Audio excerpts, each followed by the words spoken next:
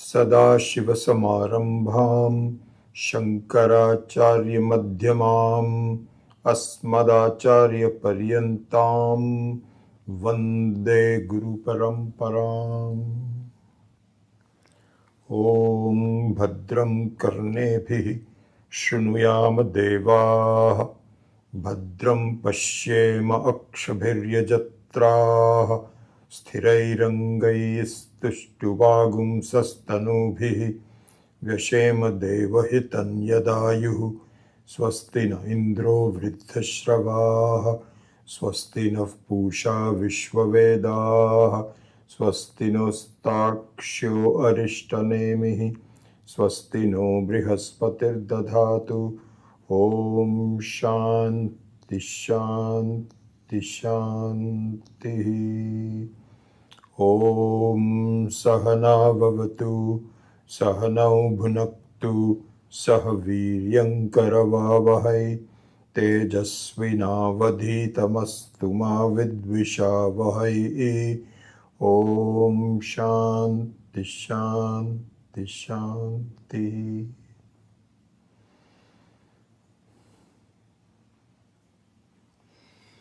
So we begin the study of the Karika with the first prakarana, which is called Agama Prakarana. So as we saw in the last class, the Agama Prakarana is the one in which the 12 mantras of Mandukya Upanishads are included. So the Karika wraps around the 12 mantras of the Upanishad, and basically the Agama Prakarana is to faithfully explain what the Upanishad is saying.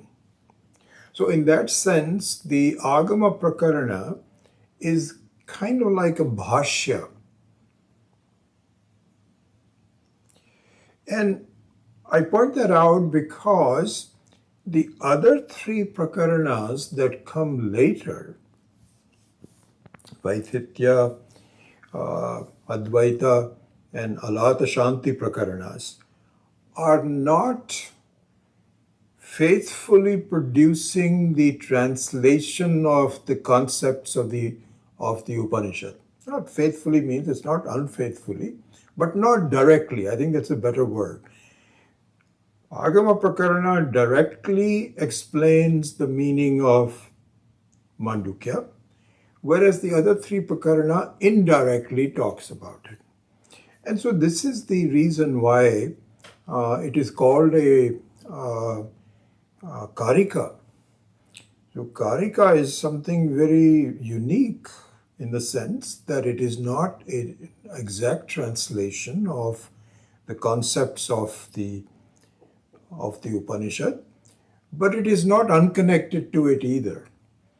So it has a very unique character, and it actually gives a very, very complete sense of what the Shastra is. As I've been saying, this is a course, this is a course. That's the really meaning of it.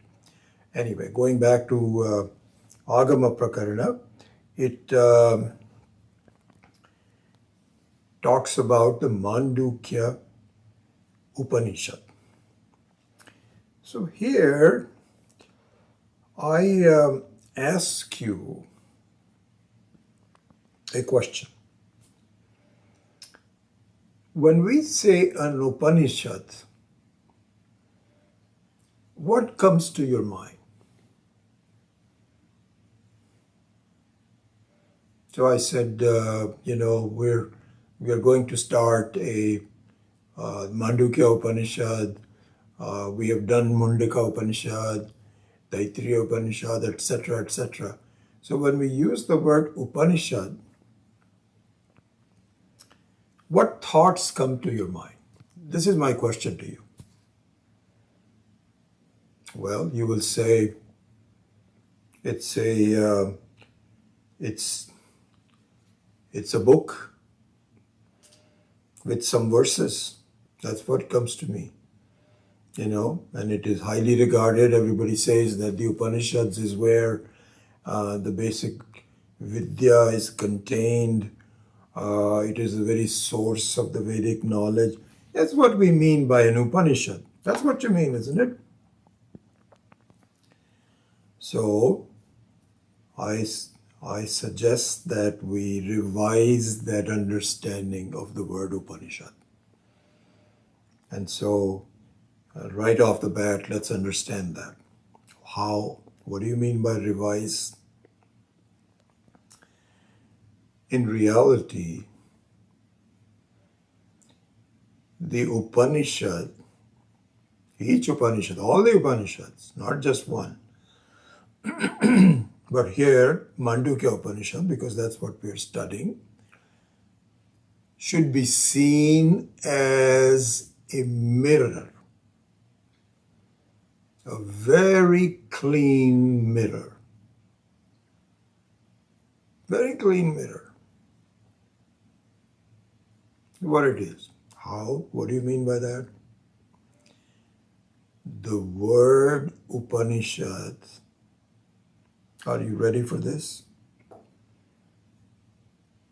Means you. Me?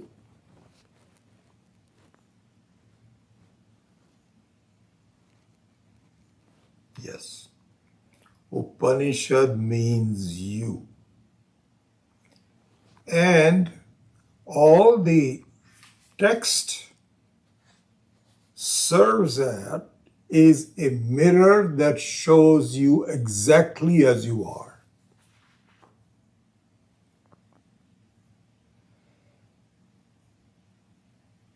Now, in our worldly mirrors,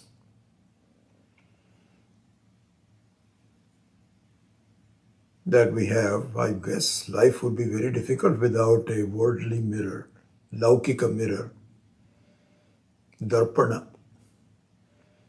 Imagine just, at least for human beings, it'll be very difficult. I guess the animals and birds don't need it, but human beings need mirrors. I certainly need, if I shaved this morning, I need to know. I have to look at it. And I suppose that if you're a woman and you're putting some makeup on, you probably need a mirror. So when you see a mirror, what do you see? Basically, you see an incomplete picture of yourself. Why? Because you see very incomplete picture. All you see is a partial sthula sharira. You don't even see your back. Mirror cannot show you the back. For that, you have to have multiple mirrors and so on. I remember one time when I was, I don't know what, I guess it was in my 50s. And you usually look at your hair at that time. I have to show you a picture of myself, by the way. I'm going to bring it. I had a big beard, this big of a beard, and I have a full set of hair. I need to actually show it to my granddaughter because she doesn't believe. She always says, Papa, what happened to your hair? You don't have any hair. So I should tell her I used to have a hair. And so you cannot see your back in the mirror. It's a very incomplete picture of your body only. Then the mirror does not show you your thoughts. And most certainly, it does not show your consciousness, your Atma, yourself. That is yourself. It doesn't show it. It cannot show it. So the Laukika Darpanam is a very incomplete, partial view of who you are. The Upanishad is a complete mirror of yourself. Complete mirror. and we give it a name, Upanishad. And the name Upanishad is a very accurate name. If you look at the names that we possess, it is because of someone deciding to name you in a particular way. And really, there are so many stories about the husband and wife, that how they came up to name someone. Certainly, you were 2 or 3 day old baby, you didn't have a name. So who were you? You didn't have a name. That name was given to you later and then you got stuck with it. But that name, which is useful, is useful. Similarly, I mean, you can have, it's not a unique, there's so many people with the same name. So you'd have to, when you say, I met Vijay last night, you'd have to say, which Vijay? I know so many Vijays. So you'd have to specify. But more generally speaking, you can identify yourself with your name, even with a partial name. So each one of us has somewhat of a different name.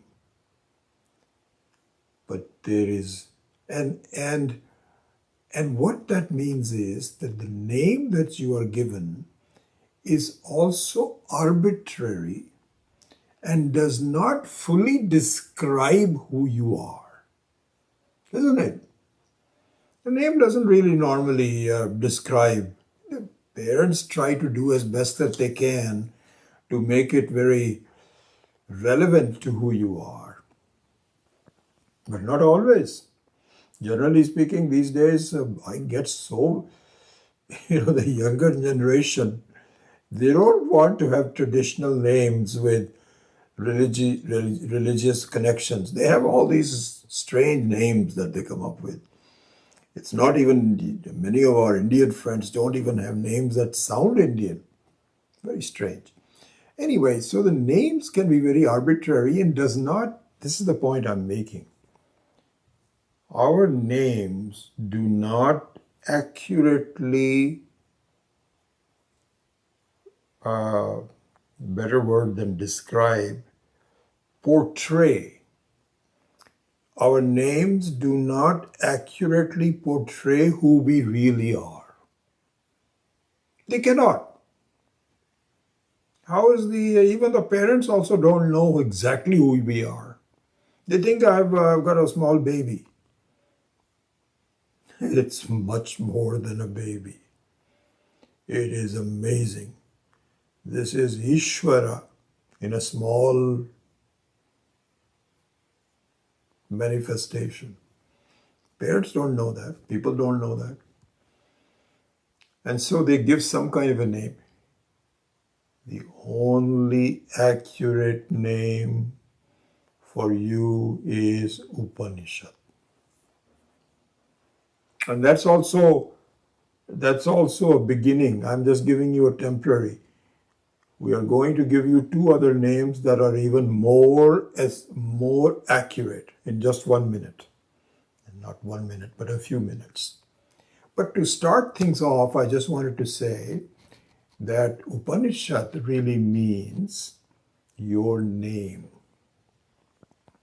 And it has 3 components to it. It has two prefixes and then a dhatu.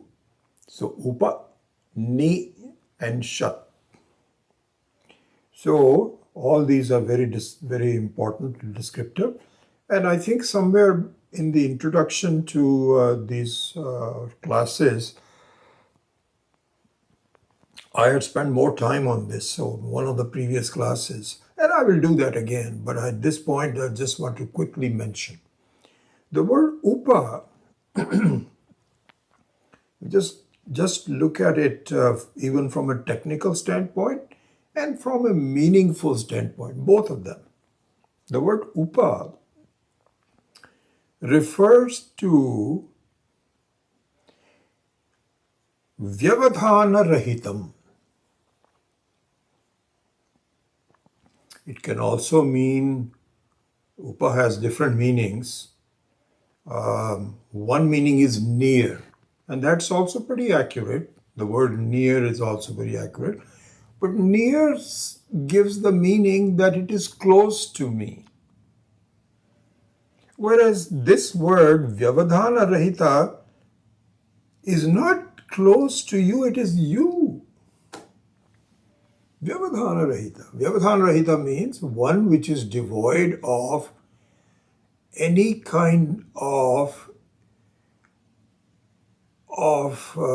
differences, any kind of movement, any kind of changes, any kind of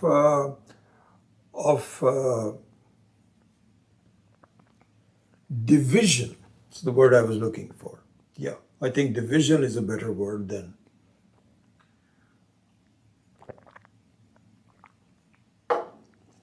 Vyavadhana means that there is a disconnection.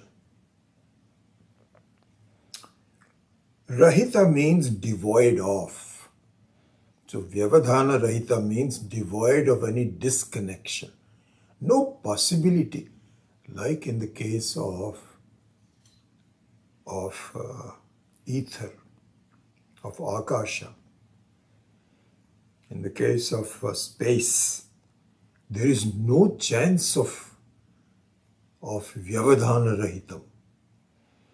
You can say the room space and a closet space. So those require some extra conditions, but basically the space is without any Vyavadhana. The Atma is you are. I keep saying, I should stop using the word Atma. I should say you.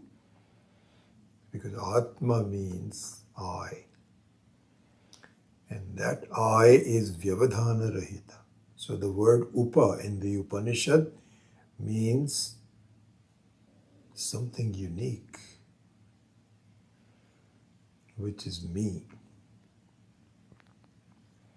And Ni means Purna. Purna. Ni also can mean Nishchaya, a complete Nishchaya. Nishchaya means ascertainment.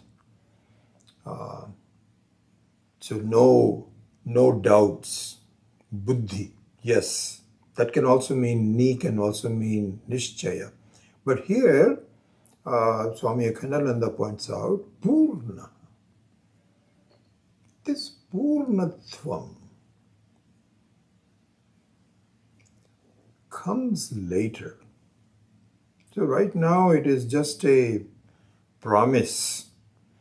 But as the understanding of the Atma grows within us, you have a sense of completeness. Nothing is lacking. There is no need for any desire,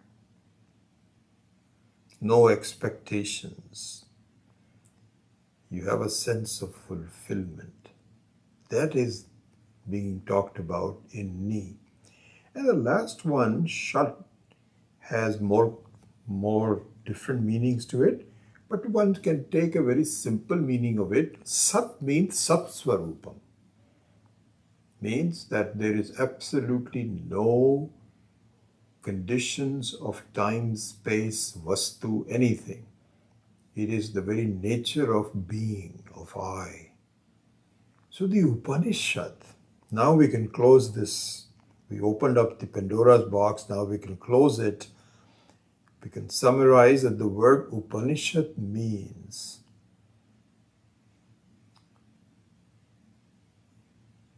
the Atma. And the Atma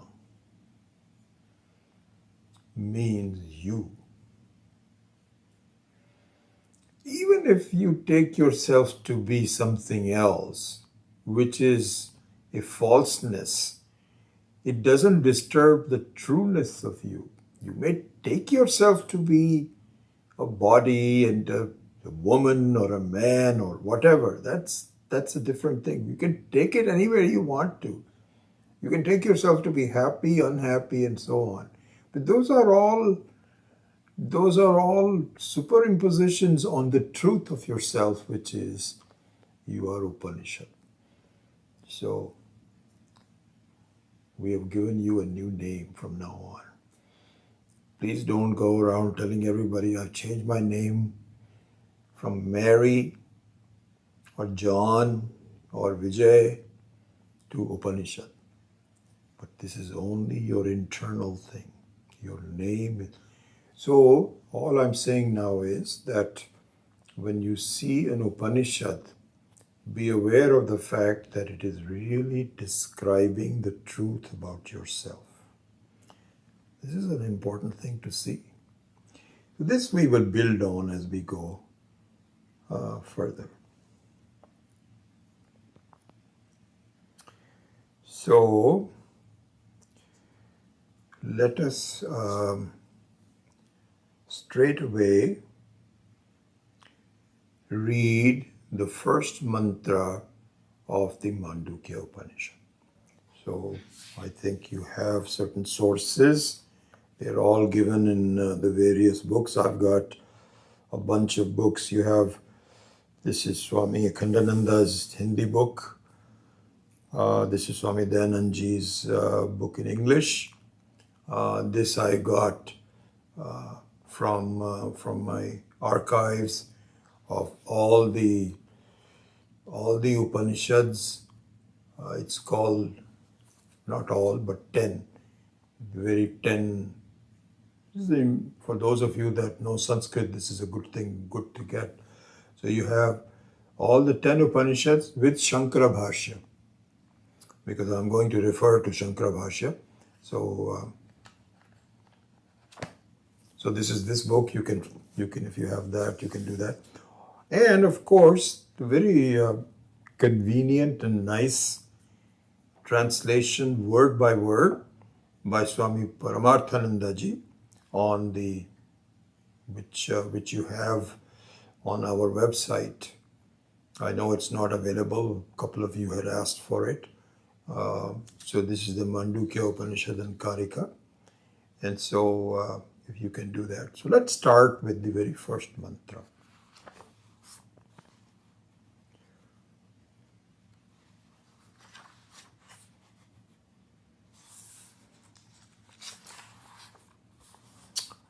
The first mantra is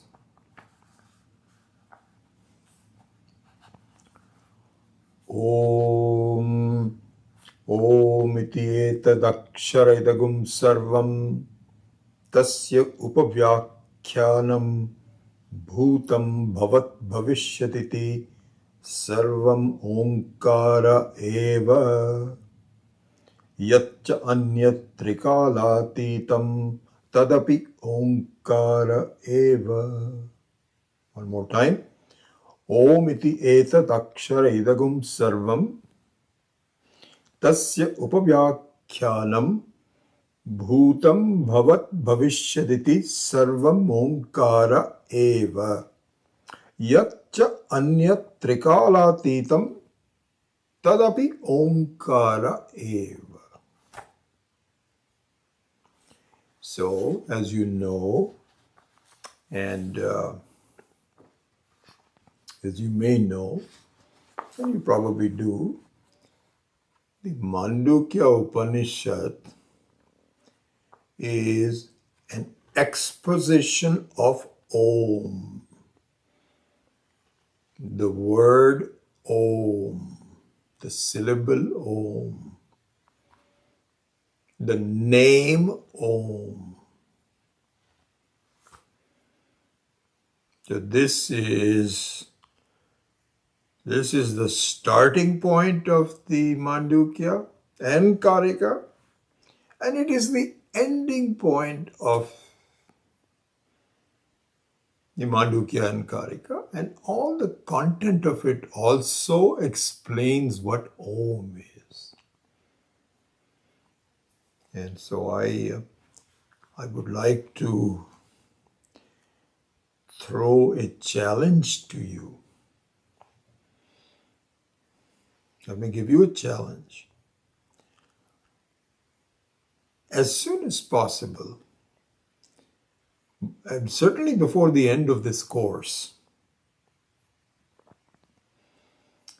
you should be able to explain to some friends or some students or not people who are not interested, but someone who's interested, children, what the meaning of Om is. First of all, you have to be very clear about it yourself. Secondly, I challenge that you please be able to articulate it. You know, we had several goals that we went over in the last class. Please add this as one of your goals. Yeah. So, this whole thing is about Om.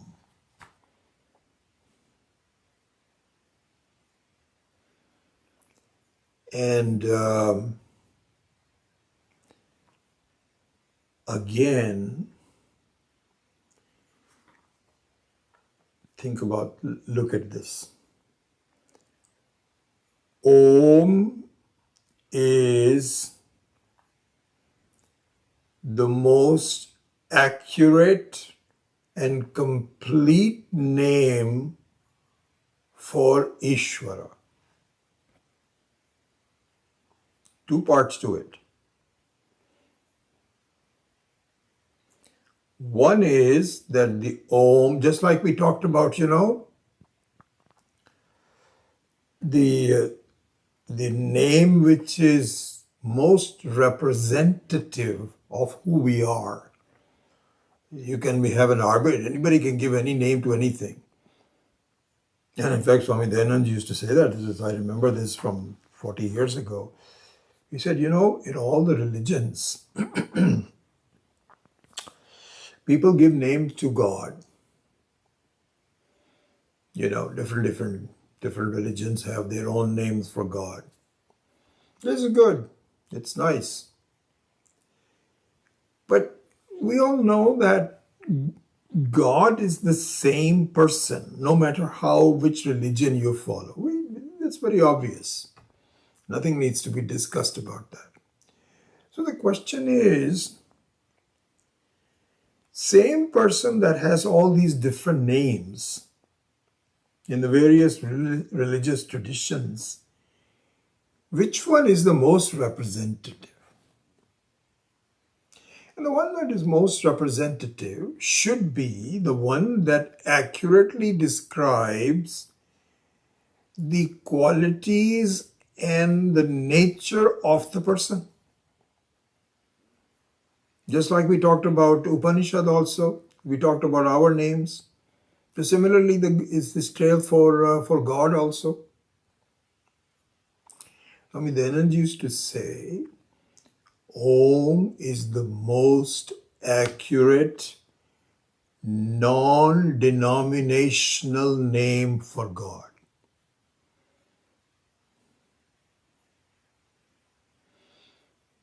People will agree to it. If you are from a different religion, you will say, no, why should I adopt Om as that's yours? That's okay. You can decide whatever you want to do that. But if you were to if you were to search for a accurate name for God, it would be Om. And we will now explain why. Because you can't just make a statement and say, just accept it. No. There has to be logic behind it. And so the first mantra hints at the logic. Not hints at it, but gives the logic. But so remember, I think we talked about it in the last class, that the Agama Prakaranam is in the form of pratigya.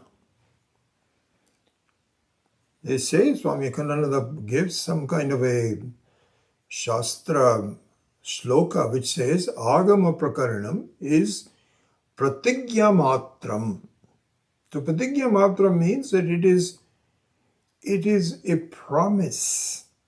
It may not be a complete explanation yet, but it is a promise for a complete explanation.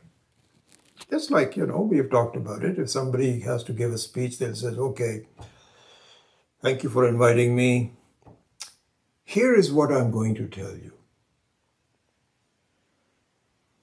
They may not say it then that words, but they'll say what we want to talk about today. So they'll give an introduction. Then, as you know, the second part of that is the actual explanation, this actual speech, exposition. And in the end, you have an upasamhara, which says, just to revise the main points that I talked about, this is what we presented. So this is the structure of a good speech. Similarly, here also, Agama Prakaranam is Pratigya Matram. It says, this is what we're going to talk about. So that means get your antennas up. This is the subject of the focus. And what is the subject of the focus? That the most accurate name for Ishvara is Om. Okay? Now, file that away. Now let me tell you another thing which is not obvious. Om is also the most accurate name for you.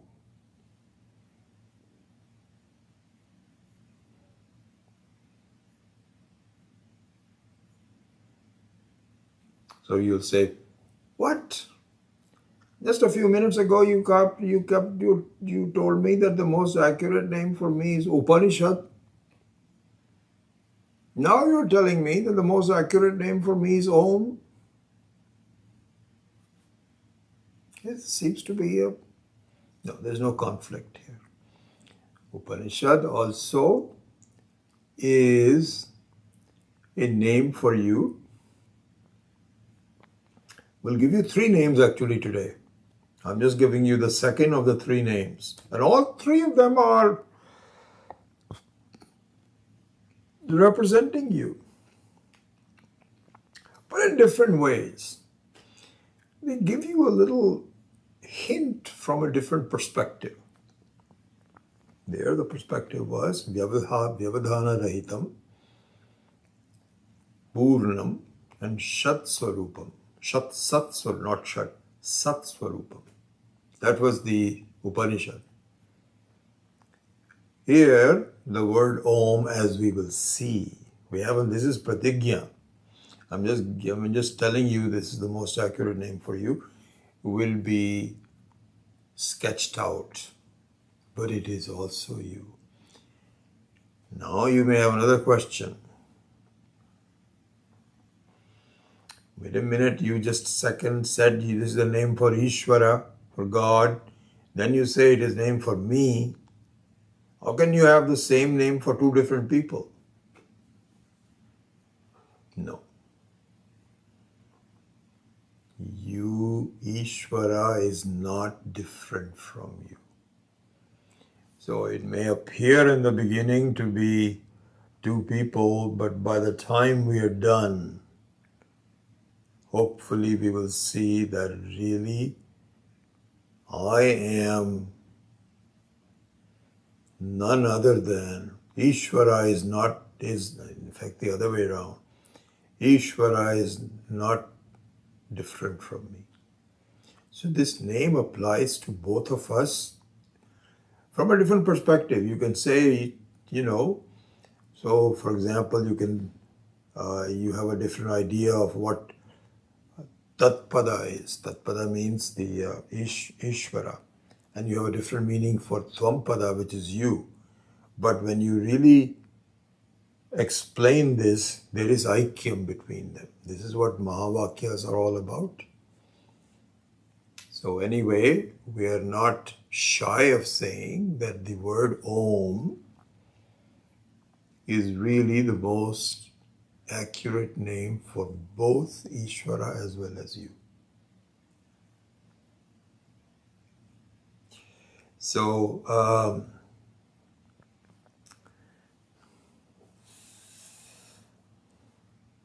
this is interesting. Well, actually, you know what? I was just thinking, let's do this. Yeah, I'll come to that in a minute. Let's go to the verse itself. So, let us see the word meaning of the first mantra.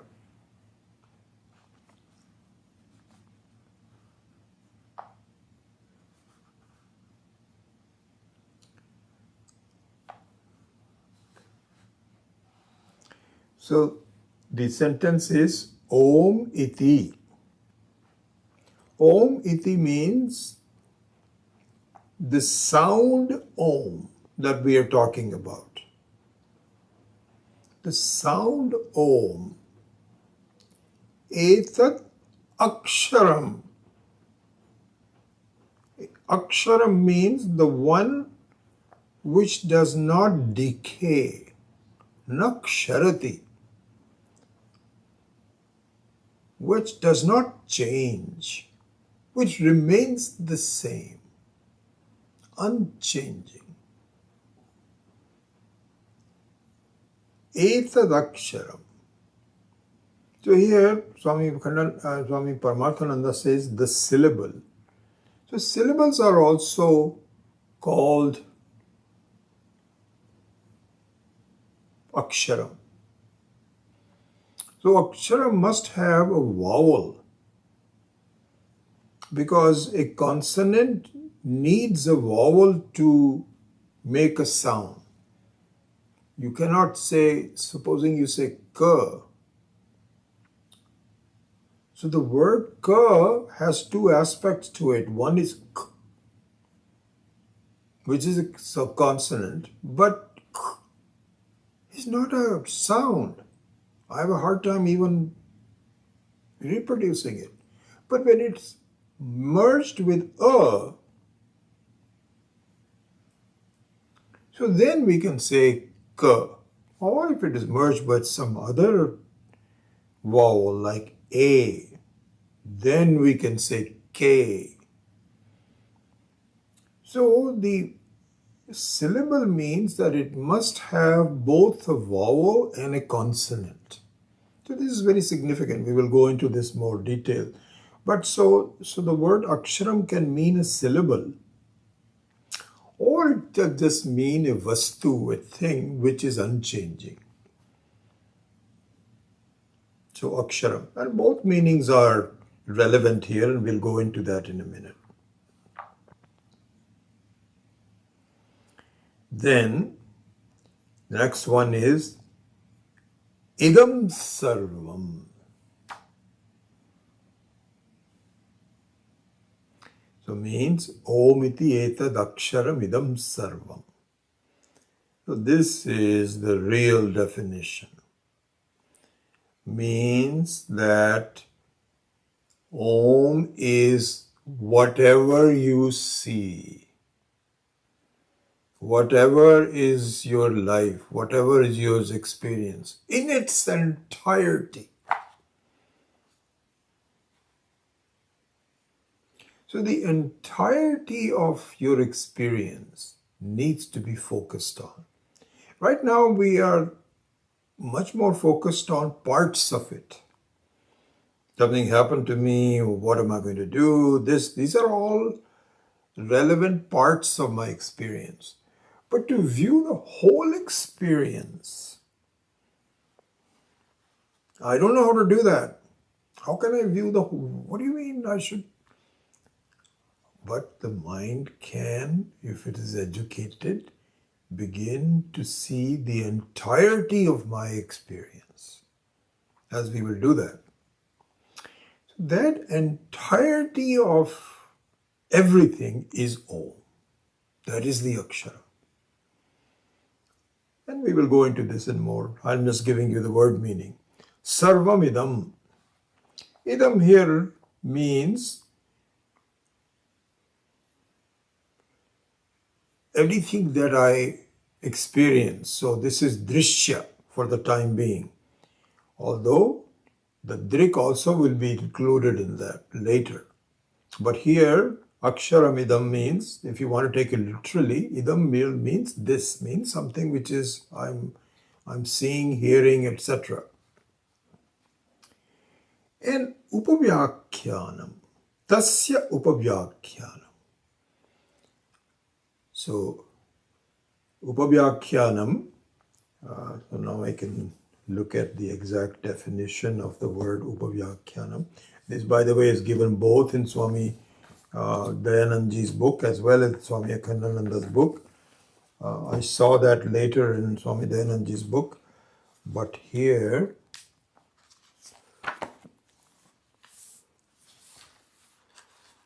Upavyakyanam.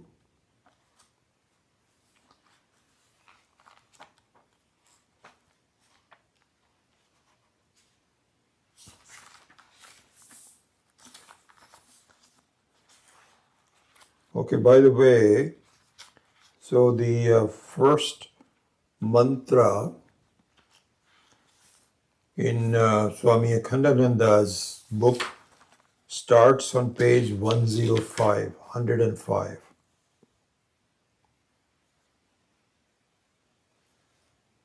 Okay, and in Swami Dayanandji's book it starts on page 73, if you're following it.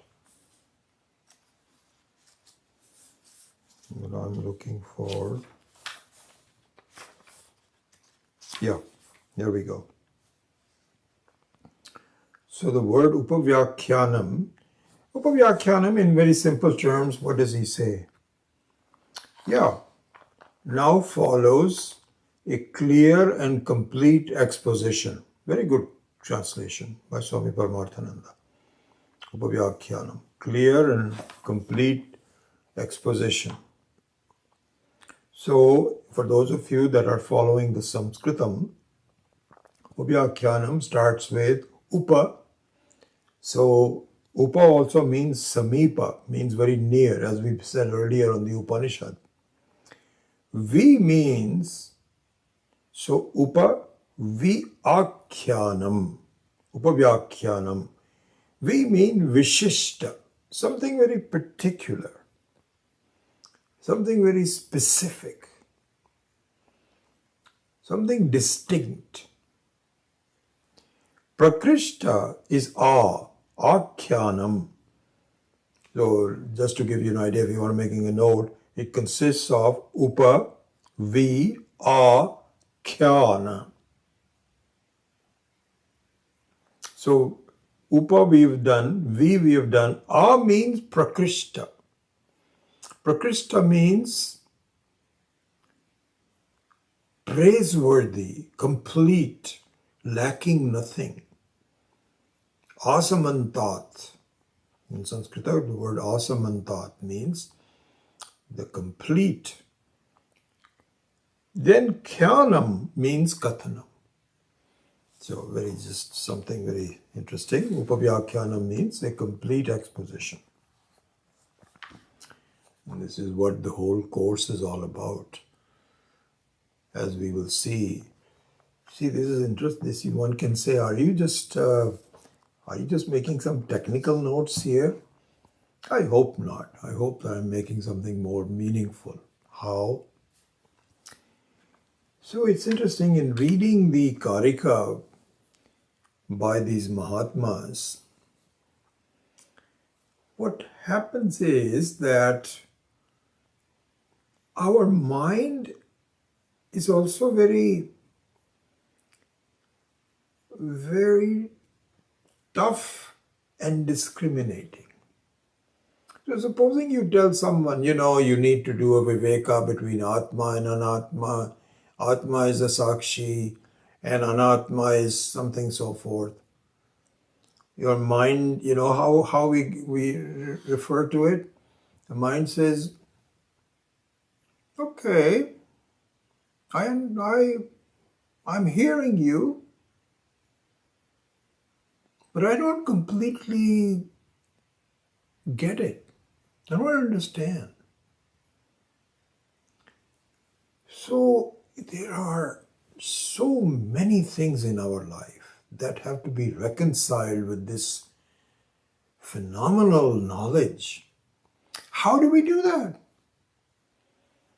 What you need to do is to look at from various standpoints where your mind slowly starts to get engaged and said, okay, I see that, I see that, I see this. And the whole picture then emerges when the teacher does a complete job of painting a picture. Here I was interesting, our Acharya in the Siddhasburg Ashram, Swami Mukundananda, he was here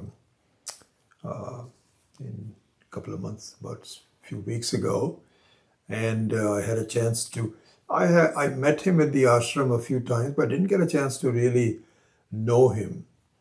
And so Kalpana and Bharat Dave had invited Swamiji for a bhiksha, and then they were kind enough to have me over. And so I spent an hour or so just talking to him.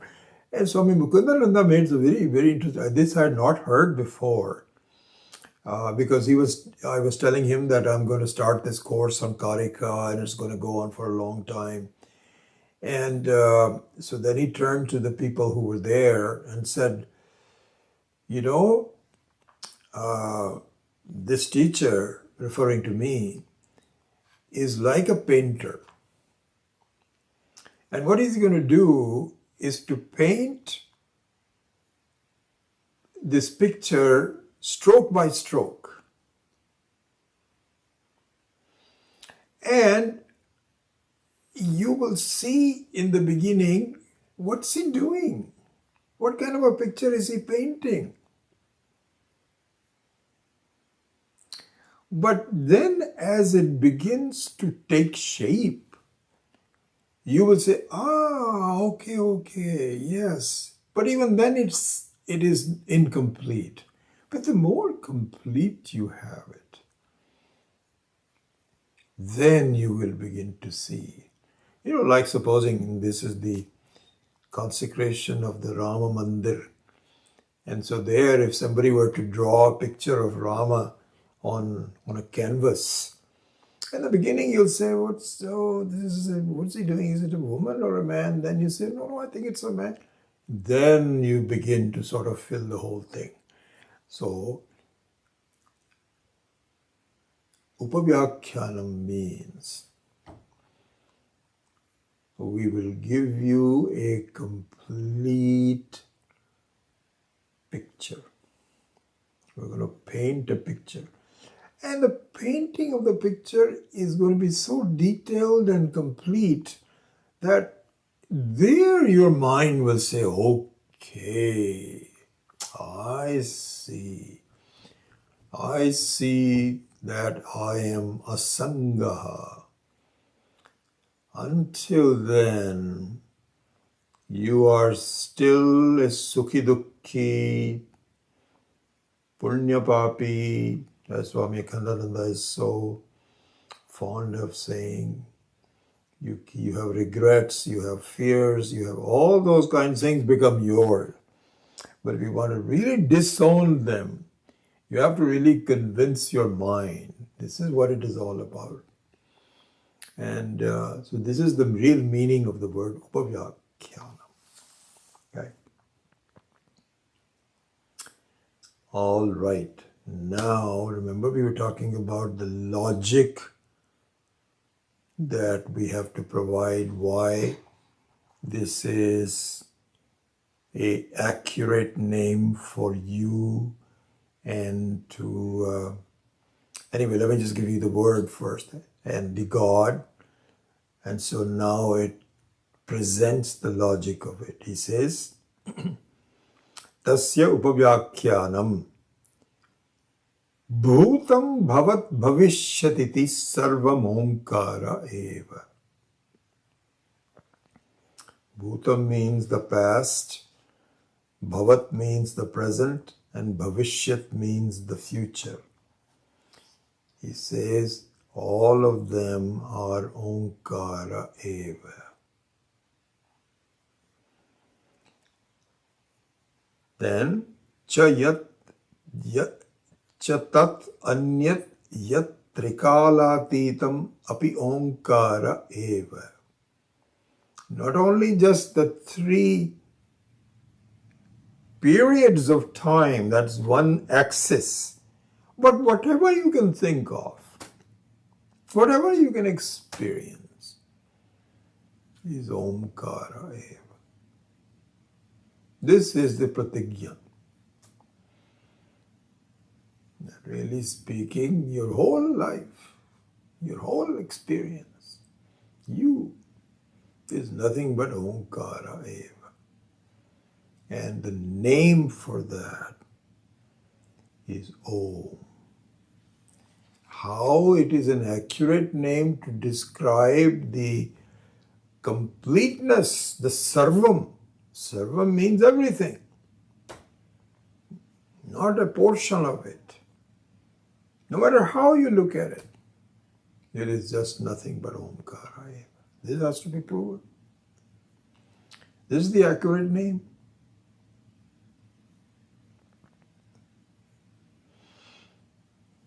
Okay? All right. Now we go to the next point. And to go to the next point, in terms of the, let's see, should I do that?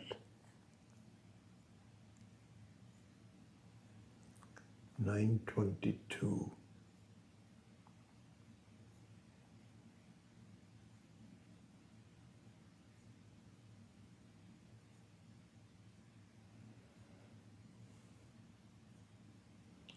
Yeah, let me just do this for the time being. Let's see, there's a couple of things I'm trying to see.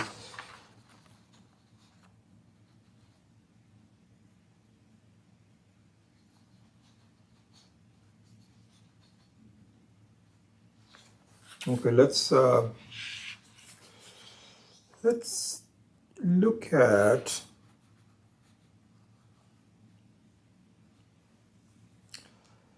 all right, let's look at one aspect of this now. There's 2 or 3 things I want to do, and I don't think I'll have time to do that but I'll try to do the best. So let's look at the logic of how Om, which is your name, remember, this is the important thing, which is you. We'll leave aside the name of Ishvara for a minute. That'll come later. You can look at this in both ways, as Tvampada Lakshya, or Tatpada Lakshya, either one of them, indicated by Tvampada or Tatpada. Tvampada means the word which means I.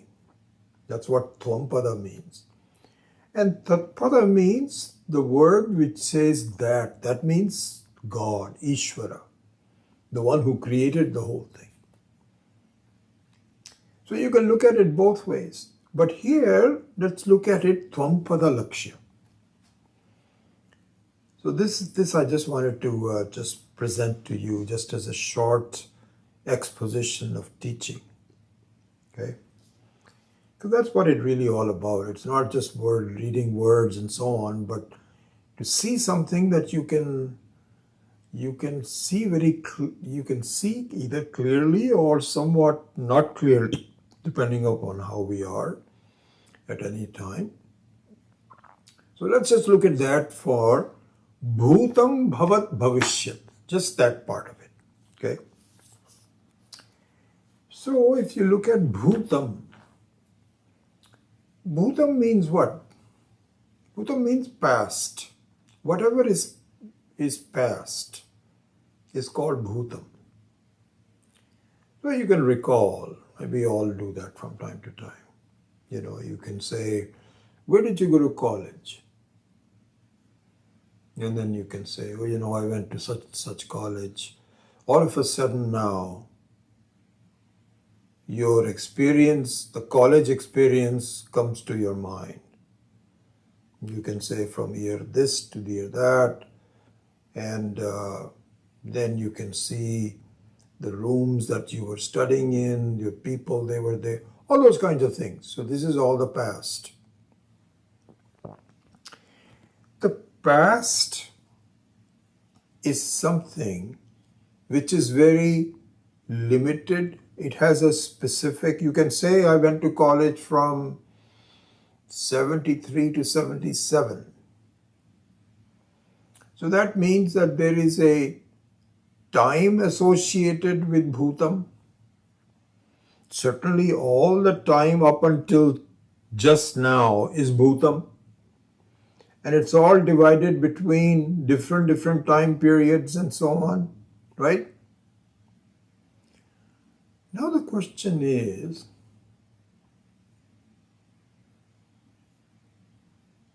were you there in the Bhutam? You'll say, yes, of course. Okay. All right. What about the Bhavat, which is going on right now?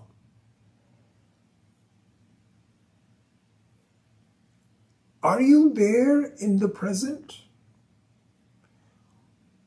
No matter how we define the present, you can define the present as this hour when they are holding the class. From a local time 8:30 to say 9:45. This is the present. Or you can say, no, that is because 1 hour means a lot of that is become Bhutam. Some more time is going to come, which is Bhavishyat. And right now it is Bhavat. Right now means what? How long do you think it is right now? I don't know, within 1 minute or so you can say. No, even 1 minute you cannot say, because that's also transcending into Bhutam and Bhavishyat. Oh, I don't know. What do you want me to say? That's exactly right. Doesn't matter what you define the Bhutam, Bhavat, Bhavishyam, the main point is this. You are there. You are there.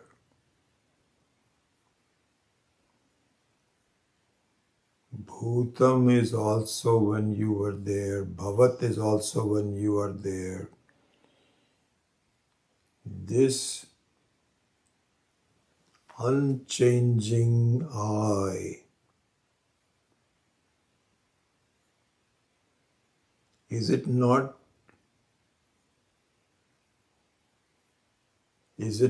you? Isn't the past and the future and the present simply a describing feature of you? Aren't you the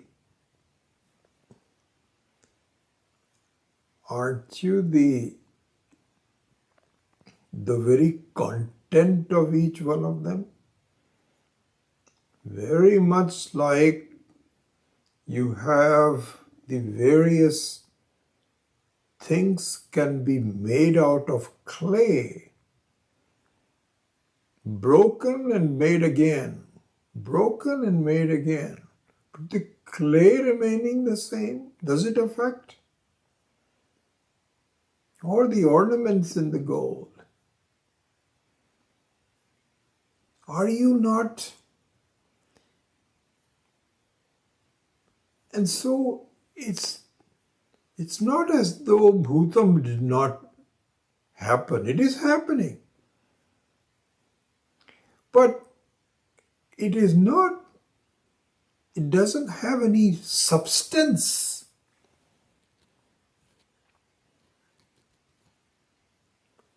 It doesn't really have it. This is very interesting to think about it this way. the ornaments of gold, let's say a ring or a necklace, does not have its own weight.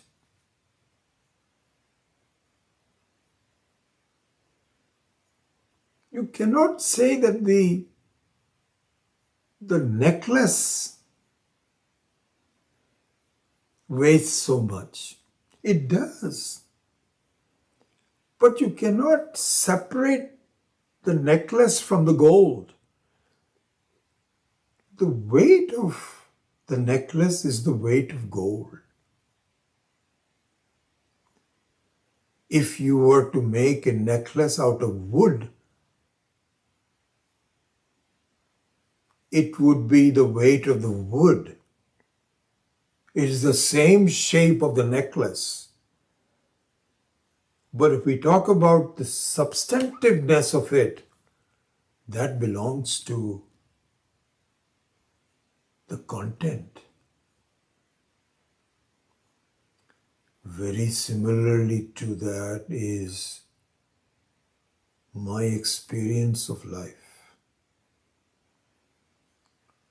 Bhutam is like an ornamentation to me. It has no substance of its own. Just like an ornament does not have its own weight, similarly, Bhutam and Bhavat and Bhavishyat are like some name, an arbitrary name based on my position and time at one time. What is present, what is past, what is the future, it all depends on relativity, has no substance to it. But the substance does not change. Just like the gold does not change. You do not change. You are still the same.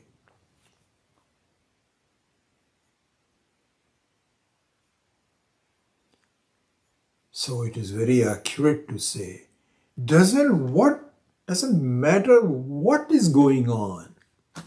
Doesn't matter. This is where the artistry of Ishvara is just amazing. There's so much going on. Incredible. So full of variety, pleasantness and unpleasantness, problems and lack of problems, happiness, unhappiness. They're all like ornamentation to yourself. They don't have any weight of their own. They don't have any substance of their own. They don't have any reality of their own. You are the reality. You are the substance. See this? So it is very accurate to say Tasa upavakhyanam sarvametamiti bhutam bhavishyat bhutam bhavat bhavishyatiti iti sarvam omkara eva. This omkara is your name, as we will point out. Right now it's too new to you. You're not willing, I'm sure you're not ready to accept it. You'll say, what? Just like Upanishad was, I didn't know that was my name. Nobody told me that. And similarly, you cannot, whenever you say, what do you mean by Om? Just like we have a question for you on Upanishad, we can say, what do you mean by Om? I don't know. It's just a name. People say Om, Om, Om, Hari Om.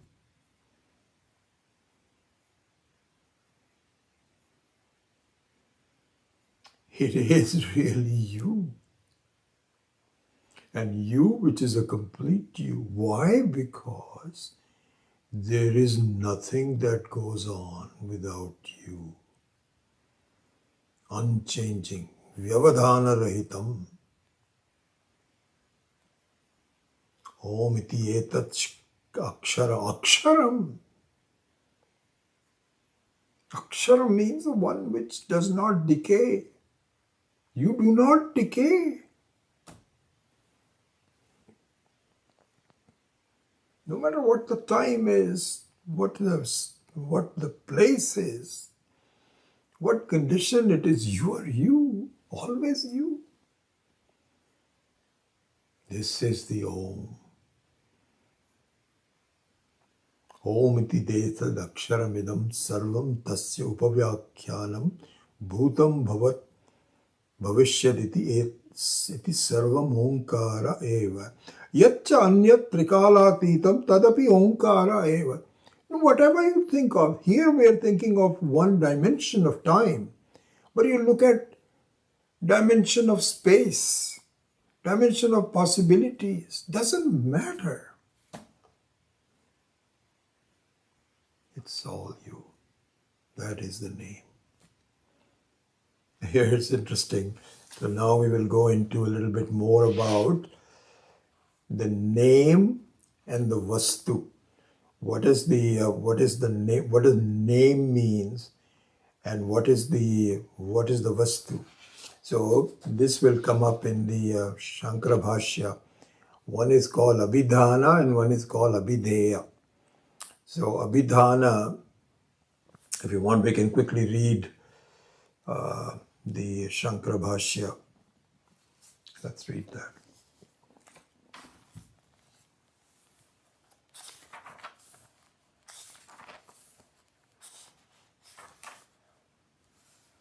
So this is the Shankara Bhashya associated with the first mantra.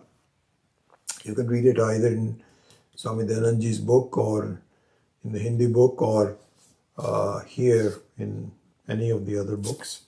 Not in Swami Paramarthananda because he doesn't go into the Bhashya. So we can close this book. So Shankara Bhashya. Om iti etad aksharam idagam sarvam. He simply says this is what it is. Yat idam artha jatam abhidheya bhutam tasya abhidhana avyatirekat. Abhidhanasya cha omkara vyatirekat omkara eva idam sarvam. Param cha brahma abhidhana abhidheyoho abhidheya upaya purvakam eva gamyate iti omkara eva. Tasya etasya para apara brahma rupasya aksharasya om iti etasya upavyakyanam. Brahma patipatti upayatvat brahma samipataya vispashtam prakathanam upavyakyanam prastutam veditavyamiti vakyasheshaha bhutam bhavat bhavishyaditi kalatraya parichedyam tat api omkara eva uktanyayataha yaccha anyat trikalatitam karya adigamyam kala parichedyam abhyakritadadi tadi omkara eva. Anyway, that's the reading of the, I won't do that next time. So that is done. So here in the last few minutes, just a very quick introduction to what's called a word and a vastu that the word refers to. Okay? So take the word table. Word in English called table. And now you have a vastu called table. So there are two things. One is the name was table and the other one is vastu table. Right?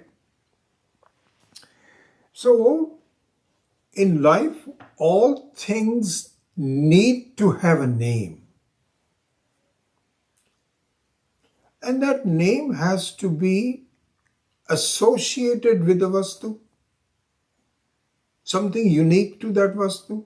So just like the example of, teaching a child, and then you show them a picture of a table and you say, this is called a table. So they all say, table. Very strange. Anyway, they'll accept it. So you keep repeating it, this is a table, this is a table. This is a picture in a book.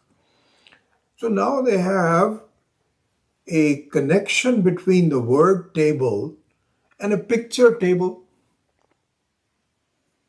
And hopefully, then the parents can bring the child to a real table, not a picture of the table, and say, what is this?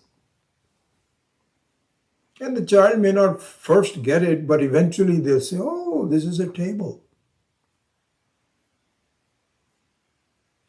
So now there are two things which are really the same thing. There is a name table and there is a thing called vastu, which is table. This is called abhidhana and abhidheya. Technical word in Sanskritam, in Vedanta, which is called abhidhana. So the name is called abhidhana and the vastu that it refers to is called abhidheya. This is what Adi Shankara is saying. And we will see this later on. They refer to the same thing, really.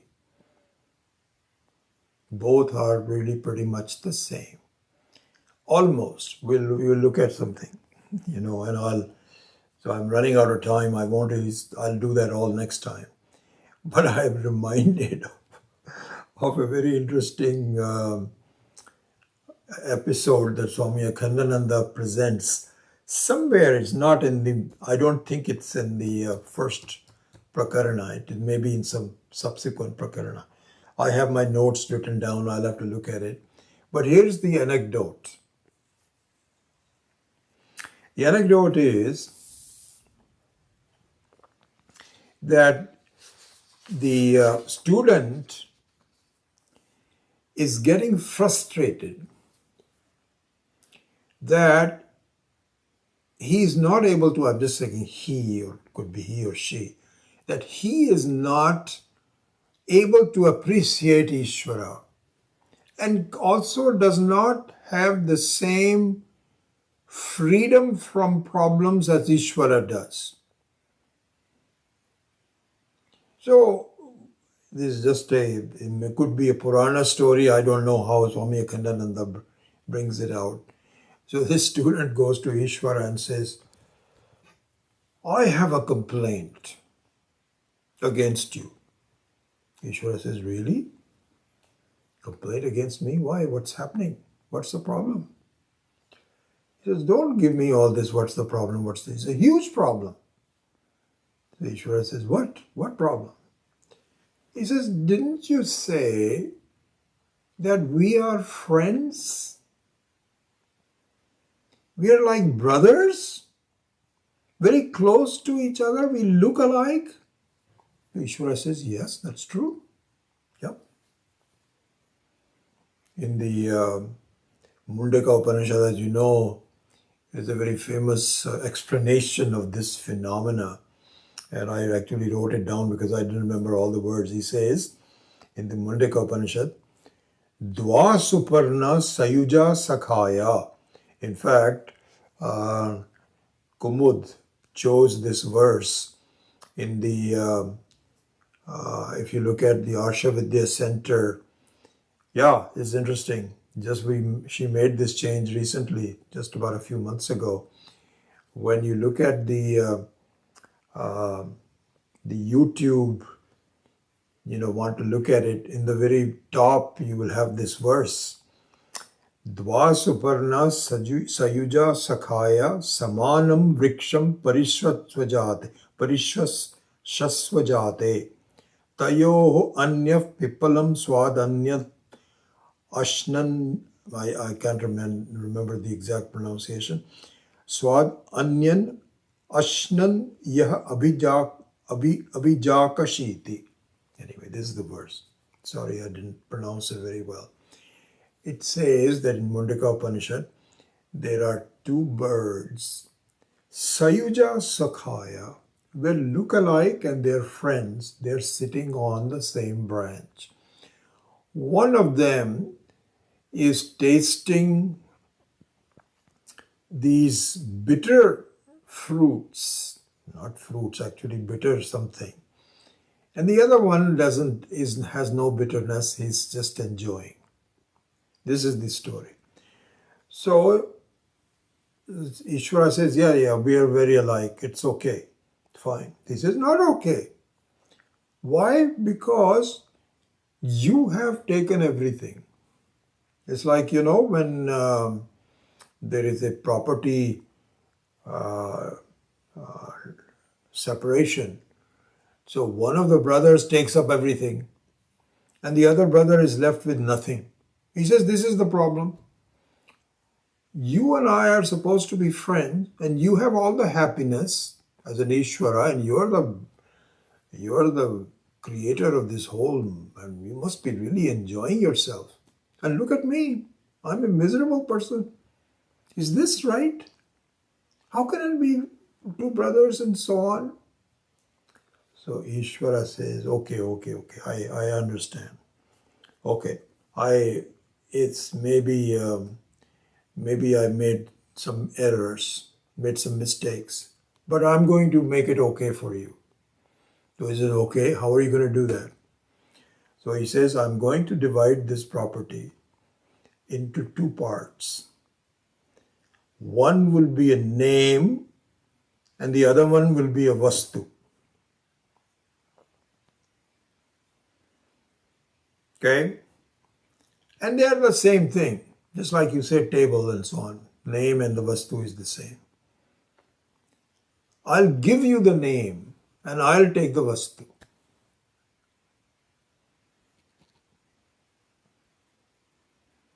So then there is an explanation of how this is a very fair division. All that will come later on. I don't have the time to go through that. In fact, I don't even remember all of the points that Swami Yogananda had pointed out there. So there, all it means is the name is also very important, because here this is a very peculiar thing about the name of myself. You know what I'm going to do? I will stop here and I will complete this. I will begin the next class with an explanation of why the name of myself is especially effective. See, normally, just to complete that anecdote, one can have a feeling this is not a very real, there's not a very fair division, not a fair division. Ishvara also said, okay, you take the name, I'll take the vastu. I don't want the name table, I want a real table. So this is not a fair division. But in the case of the I, why the name is Om. So there are three names for the I. One is Upanishad, one is Om, and the third one I haven't given you yet. I will do that next time. In all three cases, the name is even more important than the vastu. Or I wouldn't say more important, it is just as important. It is the same thing. That would be an interesting thing to see. I was going to talk about that, but I think I'm running out of time. And so I will begin the next class with that explanation. So with that, let me close today's class. Om Asatoma Satkamaya Tamasoma Jyotirgamaya Mrityorma Amritam Gamaya Om Purnamadav Purnamidam Purnat Purnamudachyate Purnasya Purnamadaya Purnamevavashishyate. Om Shanti Shanti Shanti. Harihi Om. Shri Gurubhyo Namaha. Harihi Om.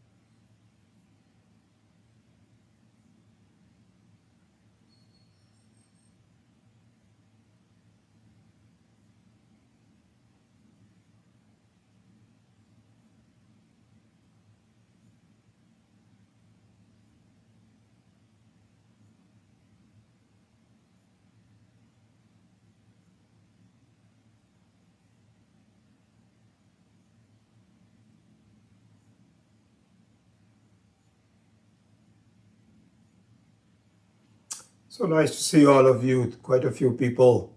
Good. Couple of things. Yes, Shanti Kumar, it is really a Mahavakya, no doubt about it.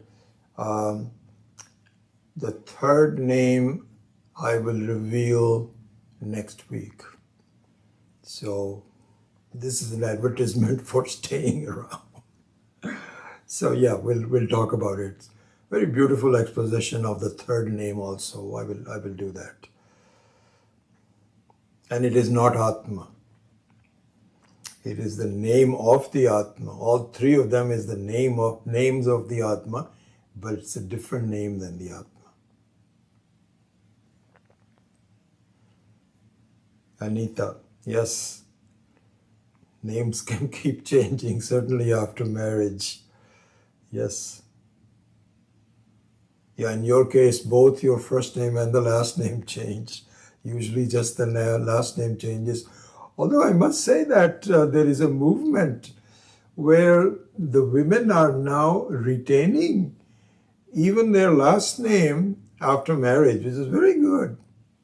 It complicates some of the way references are made, but it's very nice. Very nice to see you all.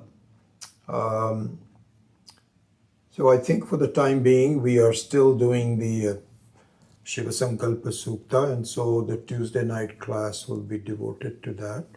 But maybe another 2-3 weeks, maybe or sometime, we will shift over so that even the Tuesday night class will also be devoted to the Mandukya Karika. So I look forward to doing that.